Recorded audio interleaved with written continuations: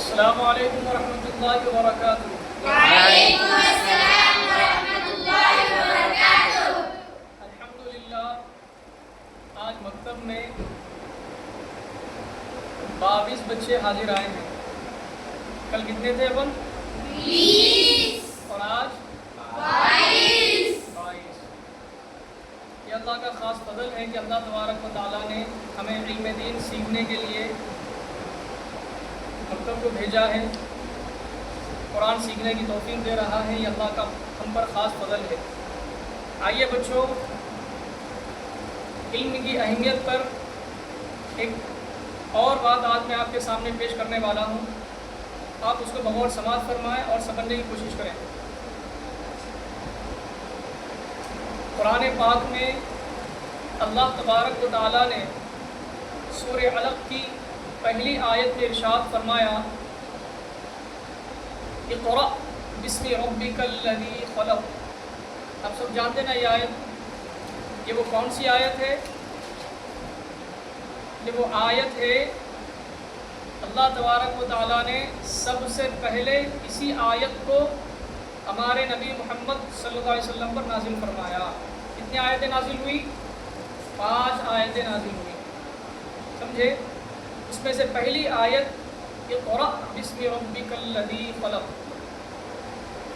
حضرت جبرائیل امین علیہ السلام جو تمام فرشتوں کے سردار ہیں، اللہ تبارک و تعالیٰ نے ان کو یہ مقام عطا فرمایا کہ وہ حضرت آدم علیہ السلام سے لے کر حضرت محمد رسول اللہ صلی اللہ علیہ وسلم پر، ہمارے نبی پر جتنی بھی کتابیں نازل فرمائیں، جتنے صحیفے نازل فرمائیں، یعنی اللہ کا پیغام نبیوں تک پہنچائے، یہ ان کا مرتبہ ہے۔ یعنی وہ حضرت آدم سے لے کر آخری نبی محمد رسول اللہ صلی اللہ علیہ وسلم تک تمام نبیوں کو دیکھے ہوئے تھے۔ ٹھیک، اب اس میں ایک پوائنٹ یہ سمجھنا ہے، غور کرنے کی بات یہ ہے، اللہ نے سب سے پہلے اپنے نبی کو یہ حکم ارشاد فرما رہا، اقرأ، پڑھو۔ کیا کرو؟ پڑھو۔ بسم ربی کا، اپنے رب کے نام سے۔ یعنی اللہ تبارک و تعالی ہم تمام مسلمانوں کو یہ کہہ رہا ہے کہ اپنی زندگی کی شروعات تعلیم سے کرو، پڑھو۔ بات سمجھ میں آئی؟ پڑھو۔ پڑھنے سے مراد تمام علوم ہے، جس طرح آپ انگلش میڈیم میں پڑھ رہے ہیں، کوئی ڈاکٹر بننا چاہتا ہے، کوئی انجینئر بننا چاہتا ہے، کوئی لائر بننا چاہتا ہے۔ میں یہ نہیں کہتا کہ آپ تمام تعلیم کو چھوڑ کر صرف دینی تعلیم پڑھو، حافظ بنو، عالم بنو، مفتی بنو، میں یہ نہیں کہنا چاہ رہا ہوں۔ میں یہ کہنا چاہ رہا ہوں آپ سب کچھ پڑھو، جس تعلیم میں آپ لگے ہیں اور جو فیوچر میں آپ کرنا چاہ رہے، اس تعلیم کے طرف آپ اپنے قدم کو آگے بڑھاتے رہو، پڑھتے رہو۔ مگر ایک بات یاد رکھو، تمام تعلیمیں صرف دنیا کے حد تک محدود ہیں، وہ صرف آپ کی دنیاوی زندگی کو اچھی بنا سکتے ہیں، کامیاب بنا سکتے ہیں، مگر آخرت کی زندگی اور قبر کی زندگی کے لیے جو ضروری تعلیم ہے وہ قرآن کی تعلیم ہے۔ تمام تعلیمیں دنیا کے حد تک ختم ہو جائے گی، پر آپ نے اگرچہ قرآن کی تلاوت سیکھ لی اور قرآن کی تلاوت دنیا میں کرتے رہے، پڑھتے رہے، اللہ تبارک و تعالیٰ قبر میں بھی آپ کے اوپر جو ہے نا قرآن پڑھنے کی برکت سے عذاب قبر سے بچائے گا، اور قرآن قبر میں حاضر ہو کر آپ کی قبر کو نور سے منور کر دے گا۔ سمجھے؟ صرف قبر کے حد تک محدود نہیں۔ اللہ کے رسول صلی اللہ علیہ وسلم نے حدیث پاک میں ارشاد فرمایا، اقرأ القرآن۔ کیا فرمایا؟ اقرأ القرآن، قرآن کی تلاوت کرو۔ کیوں؟ فَإِنَّهُ يَأْتِي يَوْمَ الْقِيَامَةِ شَفِيعًا لِأَصْحَابِهِ، کیونکہ وہ قیامت میں اپنے پڑھنے والوں کی شفاعت کے لیے آئے گا۔ یعنی جو بندہ قرآن کی تلاوت کرے دنیا میں، قیامت میں بھی اس کی شفاعت کے لیے قرآن حاضر ہوتا ہے۔ بات سمجھ میں آئی؟ میں کہنا کیا چاہ رہا ہوں آپ سمجھے، آپ کی دنیاوی تعلیم جو اسکول میں پڑھ رہے وہ اپنی جگہ اس کو برقرار رکھیں، پڑھیں، مگر دینی تعلیم سے ایک قدم بھی پیچھے ہٹنا نہیں ہے۔ قرآن سیکھنا ہے، پھر قرآن کو سمجھنا ہے، قرآن کے مطابق زندگی گزارنا ہے، اپنی دنیا بھی بہتر بنانا ہے اور اپنی آخرت بھی بہتر بنانا ہے۔ آپ کو معلوم ہے کل میں نے جو حدیث پاک آپ کے سامنے بیان کی تھی، طلب العلم فریضۃ علی کل مسلم و مسلمۃ، علم دین کا حاصل کرنا ہر مسلمان مرد اور عورت پر فرض ہے۔ سمجھے؟ کتنا علم، کتنا علم، وہاں پر جو علم سے مراد ہے وہ علم دین ہے، وہ فرض العلوم ہے۔ کیا ہے؟ فرض العلوم۔ کتنا علم؟ اتنا علم کہ ہر بچہ اپنے باپ کا جنازہ خود پڑھا سکے، اتنا علم کہ ہر بچہ جب بڑا ہو کر وہ شادی کر لے تو اپنے بچوں کی پرورش قرآن کے مطابق کر سکے، اتنا علم کہ جب وہ بڑا ہو کر صاحب اولاد بنے تو اپنی بیٹی کا نکاح خود پڑھا سکے۔ اسلام میں نماز جنازہ پڑھانے کا پہلا حق کس کا ہے؟ بیٹے کا ہے۔ اب بیٹے کو پڑھانے نہیں آ رہا، اب یہ ساری زندگی وہ جو جی لیا، سمجھے، دنیا کی تعلیم میں لگا دیا، اس کا کیا فائدہ ہوا؟ صرف دنیا حاصل ہوئی، سمجھے۔ اسلام نے اس کے لیے جو موقع دیا تھا اس موقع کو کھو دیا۔ کیوں کھو دیا؟ اس لیے کہ اس کو معلوم ہی نہیں ہے نماز جنازہ کس طرح پڑھانے آنا، کس طرح جو ہے نا مردے کو غسل دینا اس کو معلوم ہی نہیں ہے، کس طرح بیٹی کو جو ہے نا بیٹی کا نکاح کرنا معلوم ہی نہیں ہے۔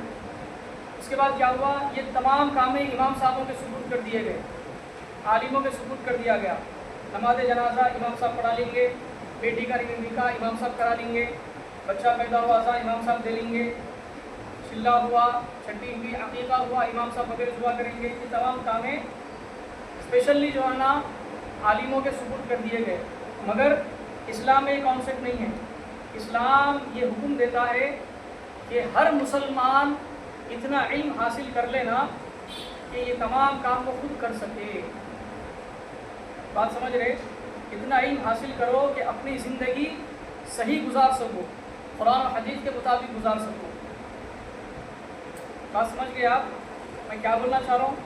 دیکھو بیٹے، آپ کے ماں باپ کے اندر علم تھا نہیں تھا وہ میں نہیں جانتا، اور اللہ نے آپ کو توفیق دی کہ آپ مکتب کو آئے، اور اس کے بعد ہماری تعلیم کا سلسلہ آگے اور بڑھتا رہتا، آپ پروموٹ ہوتے جائیں گے، قرآن پڑھنا سیکھے، آپ کو سیمینار کے ذریعے میں باقی کے مسائل بتائے گئے، اس کے بعد اور بہت سے مسائل بتائے جائیں گے۔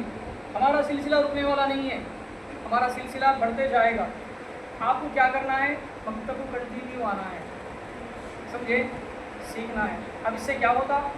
دیکھو، اگرچہ ہمارے اوپر کے لوگوں میں صلاحیت نہیں تھی، علم کی کمی تھی، وہ ہماری تربیت صحیح نہیں کر سکی، ہمارے پاس چارہ ایک ہی بچا کہ ہم اتنا علم حاصل کر لیں کہ ہم اپنے آنے والی نسل کی تربیت صحیح کر سکیں۔ ہمارے اندر علم آئے گا، ہم اسلام کو جانیں گے، ہم شریعت کو جانیں گے، تبھی نا فیوچر میں جب شادی شدہ ہو جائیں گے، جب آپ کے بچے ہوں گے تو آپ ان کی تربیت کر سکتے۔ تو آپ ہی جاہل ٹھہرے، بچوں کی تربیت کیسی ہوتی؟ نہیں ہوتی۔ پھر وہ بچہ کیسے نماز پڑھتا، پھر وہ بچی جو ہے نا کس طرح جو ہے نا اپنی زندگی گزار سکتی، پردے کا اہتمام کس طرح کر سکتی، یہ تمام چیزیں بتانے کی ذمہ داری کس کی ہے؟ ماں باپ کی ہے۔ کس کی ہے؟ ماں باپ کی ہے۔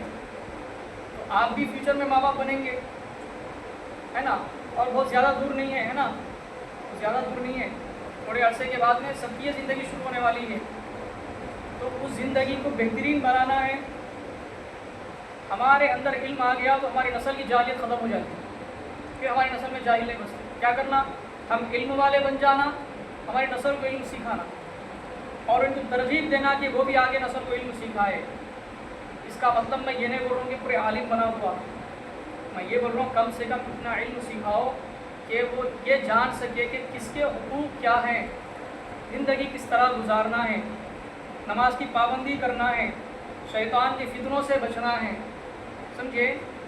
کہ تمام چیزیں سکھانے کی ذمہ داری ہم پر ایک نہ ایک دن عائد ہوگی، اور اس ذمہ داری کو بھرپور انداز میں مکمل کرنے کے لیے انسان کے اندر جو چیز ہونا ہے وہ علم دین ہے، وہی ہتھیار ہے، اور علم کی بنیاد پر ہی وہ اپنے ساتھ ساتھ اپنی نسل کی بھی زندگی اچھی بنا سکتا ہے۔ بات سمجھ میں آ گئی؟ تو آج کے اس بیان کا مقصد یہ ہے کہ علم دین کو سیکھتے رہنا ہے، علم دین کو سیکھتے رہنا ہے، پیچھے ہٹنا نہیں ہے۔ چاہے جتنے بھی مصروف رہو آپ، علم سیکھتے رہو۔ علم سیکھنے کی کوئی عمر نہیں ہے، بندہ جس عمر میں علم سیکھنا چاہے وہ علم سیکھ سکتا ہے۔ سیکھیں گے نا؟ اللہ تبارک و تعالیٰ کی بارگاہ میں دعا ہے کہ اللہ پاک ہم تمام کو علم دین سیکھتے رہنے اور خاص طور سے اس پر عمل کرنے کی توفیق عطا فرمائیں، آمین، اور اس علم کو آگے لوگوں تک پہنچانے کی توفیق عطا فرمائیں، آمین۔ السلام علیکم ورحمۃ اللہ وبرکاتہ۔